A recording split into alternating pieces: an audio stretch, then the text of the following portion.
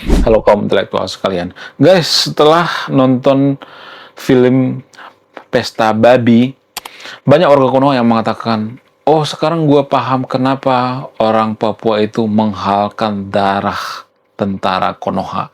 Oh sekarang gue paham kenapa mereka benci dengan tentara Konoha. Oh sekarang gue paham kenapa orang Papua itu membenci Mr. Wowo. Oh sekarang gue paham kenapa orang Papua itu minta merdeka dan lain sebagainya. Nah, yang jadi pertanyaan, apakah film Pesta Babi ini hanya melihat dari suatu sudut pandang? Di video ini saya tidak akan berpihak pada siapapun ya. Saya akan memberikan sudut pandang yang lain. Jadi di video ini saya tidak mengglorifikasi film Pesta Babi ya. Tapi saya mengajak yang untuk berpikir luas gitu ya, yang berpikir rasional lagi gitu ya. Jadi gini guys, saya tuh anak sastra ya. Jadi kita dulu waktu di kampus itu mempelajari yang namanya pembuatan film ya. Pembuatan film itu biasanya ditulis berdasarkan skenario gitu ya, naskah ya, ya bisa berupa novel dan sebagainya. Dan saya juga kebetulan sangat suka menulis novel. Jadi guys, film itu gimana pun ya bagus, sebuah film itu pasti ada bias. Apa itu bias dalam film Pesta Babi ini? Bukan berarti saya memojokkan orang Papua di sini ya, disclaimer on ya, bukan seperti itu ya.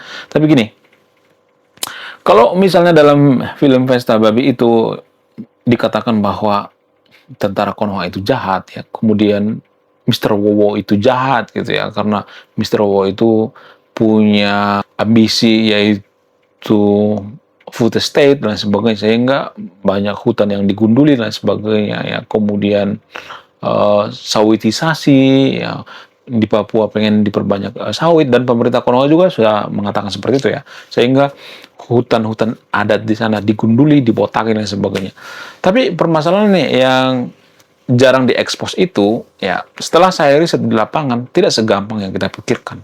Apakah yang salah itu pemerintah?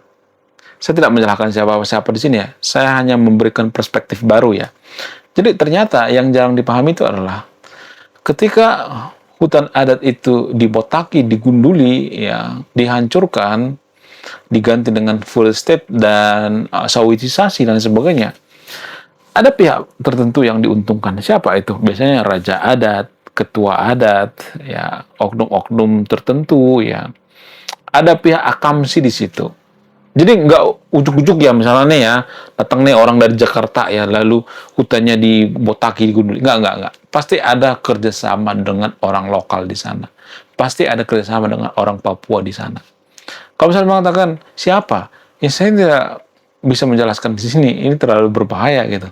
Tapi gini guys, kalian masih ingat nggak dengan kasus daripada gubernur Papua yang dulu pernah pingsan ketika ada dugaan tersangka korupsi? Bayangkan seorang gubernur ada dugaan tersangka korupsi. Gubernur coy, bagaimana dengan yang di bawah-bawahnya? Ya, saya memberikan perspektif yang berbeda di sini ya. Saya juga tidak membela pemerintah kok ya. Saya mengutuk keras ya apa yang dilakukan oleh Mr. Wowo, yaitu sawitisasi gitu ya, atau mengunduli hutan untuk dijadikan full estate dan sebagainya. Tapi pada faktanya ya, hutan itu tidak akan bisa digunduli kalau nggak ada orang yang kerjasama. Ya pasti ada yang kerjasama gitu ya. Yang nggak semua masyarakat, tapi ya pemimpin-pemimpinnya itu dikasih duit gitu ya. Dikasih duit sama siapa? Oligarki gitu. Jadi oligarki juga bermain di sini gitu. Jadi film Pesta Babi itu tidak bisa dilihat dari satu sudut pandang, harus dari berbagai sudut pandang. Bagaimana dengan sudut pandang pemerintah? Apakah pemerintah salah? Saya juga tidak membenarkan, tidak menyalahkan juga. Karena gini, pemerintah kan sudah janji sama masyarakat ketika kampanye. Mr. Wowo itu ya ketika kampanye dia mengatakan, saya berjanji akan menaikkan ekonomi kita itu 10%, 80% dan sebagainya. Pokoknya dijanjiin lah gitu ya. Berobat gratis, makan gratis, semuanya gratis-gratis dijanjiin. Nah, yang jadi pertanyaan, apakah ini berhubungan dengan pengundulan hutan yang ada di Papua? Yes. Jadi, pemerintah kita itu menggenjot ekonomi itu, biasanya mereka mengeksploitasi sumber daya alam, bukan SDM. Kenapa pemerintah Konoha itu nggak mengeksploitasi SDM? Kalau mereka mengeksploitasi SDM itu harusnya mereka fokus pada pendidikan, bukan fokus pada pembalakan hutan. Kenapa pemerintah Konoha itu lebih fokus pada SDA, bukan pada SDM? Apa alasannya? Ya kalau mungkin mereka mengeksploitasi SDM kita nggak bakal bisa, karena IQ kita tuh 69. Ya, saya tidak merendahkan kemampuan warga Konoha, tapi pada faktanya kan IQ kita tuh 69, guys. Ya, bukan 78 lagi, 69. Jangan mikir yang aneh-aneh ya. Ya, ini angka yang bagus menurut saya pribadi, 69 ya. Kenapa saya mengatakan 69? Apakah ada hubungannya dengan kasus-kasus yang ada di pondok pesantren? Silakan simpulkan sendiri, saya tidak akan menyimpulkan.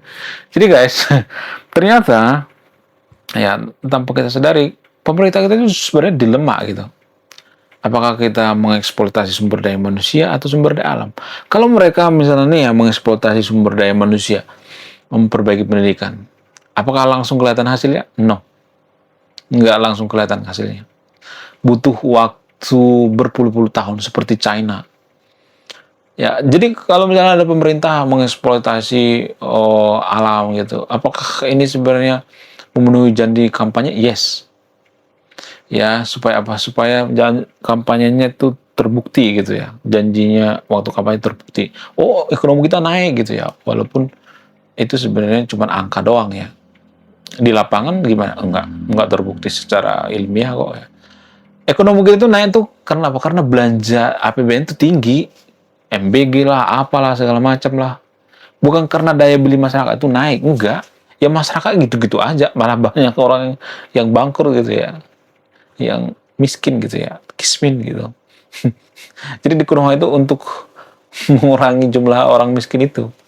Ya, itunya datanya dirubah gitu ya. Ya, takarannya dirubah, ukurannya dirubah. Ya, di Konoha itu dikatakan miskin itu zaman dulu ya. Ya, pengeluaran itu sekitar 100.000 per bulan gitu ya. Nah, ya ketika disurvei lagi, oh ternyata pengeluarannya jangan segitu dong. Ya, 20.000 aja deh ya. 20.000 atau 30.000 ya, itu sudah bukan miskin lagi gitu ya. Jadi angkanya ya bukan kemiskinannya yang dihapuskan, tapi angkanya dimain-mainkan gitu ya. Datanya dimain-mainkan. Ini permainan data, guys. Ya, bukan fakta yang sebenarnya gitu ya. Apakah masyarakat kita makin kaya atau tidak? Ya kalau pemerintah kita itu niat memesejahterakan masyarakat kita itu ya pendidikan. Ya lagi-lagi pendidikan. Negara maju itu mengeksploitasi yang namanya sumber daya manusia, bukan mengeksploitasi sumber daya alam. Tapi kalau memperoleh pendidikan itu nggak langsung kelihatan. Jadi ini simbiosis mutualisme gitu ya. Masyarakat juga kan seperti itu. Kalau misalnya Mr. Woyo itu fokus pada pendidikan, masyarakat akan biasanya akan menuntut gitu. Mana perubahannya? Mana? Gak ada perubahannya. Ya orang udah berkuasa 5 tahun. Guys, emang kita bisa membangun suatu negara cuma 5 tahun gitu. Jadikan Konoha jadi negara maju 5 tahun? Nggak bisa. Ya, China aja butuh 40 ya sampai 50 tahun gitu. Tapi harus konsisten gitu. Ada blueprintnya gitu ya. Makanya China itu lebih suka presiden ya seperti raja gitu. Karena kalau gonta-ganti presiden, gonta-ganti kurikulum ya, gonta-ganti aturan, nggak bakal selesai ya. Ya harus berkesinambungan gitu ya, nggak bakal selesai. Ya bangun ini mangkrak ya, bangun itu mangkrak, nggak bakal selesai. Ya kurikulum di Konoha juga gonta-ganti kan, ganti presiden, ganti kurikulum. Apakah menghasilkan? Enggak. Sama halnya dengan pesta babi ini. Saya memberikan perspektif yang berbeda ya. Ya, kenapa pemerintah kita itu bekerja sama dengan oligarki? Kenapa? Karena mahalnya biaya kampanye. Mau nggak mau mereka harus kerja sama gitu. Ya, misalnya nih, ya untuk calon presiden itu biaya kampanye misalnya katakanlah ratusan miliar atau triliunan. Apakah presiden rela mengeluarkan duit pribadi? Enggak. Ya pasti kerja sama dengan bohir gitu ya, oligarki. Presiden nggak bakalan rela ngeluarin duit ratusan miliar buat apa? Pasti kerjasama dengan bohir ya. Dan bohirnya siapa? Oligarki. Oligarki lah yang berkuasa gitu. Kalau nggak ya presiden akan dilengsarkan gitu ya. Itu sangat mudah bagi oligarki. Siapa oligarki? Ya, saya tidak bisa menyebutkan di sini ya siapa oligarki di Konoha, tapi mereka ini adalah penguasa bayangan gitu. Lalu apakah oligarki ini salah? Enggak juga. Oligarki juga orang biasa dulunya gitu ya. Mereka dulu disiksa, direndahkan pemerintah. Ya, kemudian usaha mereka itu diganggu oleh pemerintah. Ya, oligarki juga bukan orang yang jahat, sejahat yang kita pikirkan, enggak. Ya bisa aja oligarki itu dulu pengusaha kecil-kecilan gitu ya. Kemudian usahanya itu dipalaki sama LSM, dipalaki sama tukang parkir liar, dipalaki sama pemerintah dan sebagainya. Ya, sehingga mereka membangun usaha mereka ya, sehingga usaha mereka makin gede, makin gede, makin gede, jadilah mereka pemodal gitu. Ya, mereka memodali presiden itu apakah duitnya itu sebenarnya dari daun gitu? Enggak. Jadi ada imbalannya, ada balas budi di situ. Nah, itulah sebenarnya yang berkuasa di Konoha. Bukan Mr. Wow. Mr. Wow itu mungkin bagian daripada oligarki ya, duganya seperti itu ya. Ya, menurut keyakinan saya. Tapi kalau saya perhatikan sekarang ini kayaknya enggak deh. Mr. Wow itu pengen terlihat wow gitu ya. Dengan mengorbankan yang namanya banyak hutan dan sebagainya gitu ya. Saya juga tidak terlalu menjelekkan Mr. Wow di sini, tapi gini, risiko untuk menaikkan ekonomi secara cepat itu kan itu resikonya tinggi banget gitu ya. Nggak ada yang instan sebenarnya. Tapi kan masyarakat kita kan pengen yang instan. Ya mau nggak mau harus mengeksploitasi sumber daya alam. Nggak ada lagi. Sumber daya manusia dieksploitasi nggak bisa. IQ kita itu di bawah rata-rata. Ya, kalau nggak percaya, ya nanti di kolom komentar. Ada banyak nanti komentar-komentar warga Konoha itu nggak nyambung gitu. Apa yang dibahas, apa yang dikomentari gitu. Kemudian ngejek gitu ya. Warga Konoha itu paling suka ngejek di media sosial, paling tidak sopan di media sosial. Menurut kalian gimana? Coba tulis komentar ya. Saya tidak akan berpihak di video ini. Anda yang menyimpulkan. Lalu apakah film Festival Babi ini 100% benar? Enggak juga. Apakah pemerintah 100% benar? Enggak juga. Apakah netizen di Konoha 100% benar? Enggak juga. Ya enggak ada 100% salah, enggak 100% benar gitu ya. Lalu solusinya apa? Solusinya itu mulai dari diri sendiri gitu. Jangan terlalu menyalahkan pemerintah gitu. Pemerintah dipilih sama siapa? Rakyat. Mereka nggak jatuh dari langit. Oligarki itu apakah kita salahkan? Enggak, mereka juga dulu pengusaha kecil-kecilan, ya disiksa gitu ya, disiksa oleh kebijakan ini, kebijakan itu ya. Kemudian dipalaki oleh preman dan sebagainya ya, waktu dia berusaha gitu ya. Oligarki juga seperti itu kok ya. Kemudian bagaimana dengan orang Papua?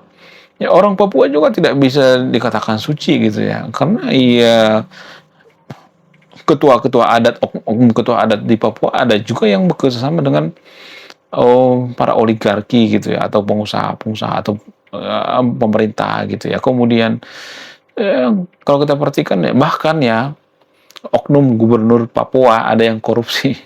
Bayangkan gubernurnya udah ada yang korupsi, apalagi bawah-bawahnya kan. Ya nggak sih? Ya saya tidak akan memutuskan ya, Anda yang memutuskan ya. Silakan simpulkan sendiri. Jadi mengurai benang kusut ini nggak bisa dari satu sudut pandang, nggak bisa, harus dari berbagai sudut pandang. Solusi itu kita mulai dari kita sendiri. Kalau kita jadi pejabat, kita jadi oligarki, ya kita jadi presiden, apakah kita bisa jujur, bisa adil atau tidak? Itu pertanyaan yang harus dijawab. Wah, gila, luar biasa. Akhirnya buku kedua dan ketiga gua rilis juga. Buku kedua gua ini judulnya Budi Tanpa Pekerti. Dari judulnya sudah menarik. Dan kisah daripada buku ini sangat-sangat dilematis sekali. Di mana karakter dalam buku ini bercerita ada dua pilihan yang sangat sulit. Yang pertama, ketika seorang tokoh dalam buku ini tidak bawa-bawa agama saat kampanye, maka dia bisa dipastikan kalah. Tapi ketika bawa-bawa agama dalam kampanye, ketika dia bawa-bawa kalimat insya Allah, maka dia bisa dipastikan menang. Nah, yang jadi pertanyaan, kalau Anda di posisi karakter dalam buku ini, mana yang Anda pilih? Ini temanya sangat cocok dengan tema channel ini, bahas tentang agama. Kemudian tidak hanya ini juga menarik guys ya, Tanah Luka. Dari judulnya juga udah kelihatan ya, ini cerita penuh dengan luka. Dimana kisah dalam buku ini ada seorang kiai yang sangat-sangat dilematis. Dia bingung memilih antara menyelamatkan hutan atau menyelamatkan 1000 anak yatim Jadi kalau Anda di posisi buku ini, mana yang Anda pilih? Nah, yang menarik dari kedua buku ini adalah menggunakan sudut pandang sastra Nobel. Kapan lagi ya kan baca buku yang setara dengan buku Nobel. Wow, luar biasa. Silahkan di check out sekarang juga. Kalau nggak di check out juga nggak apa-apa. Karena saya nulis buku itu bukan nyari duit sebenarnya. Ya, karena saya pengen berkontribusi terhadap kemajuan bangsa kita. Itu tujuan saya nulis buku ya. Jangan lupa, link pembeliannya ada di pin komentar video ini. Oke guys, sekian video ini. Saya kaum intelektual, salam rasional.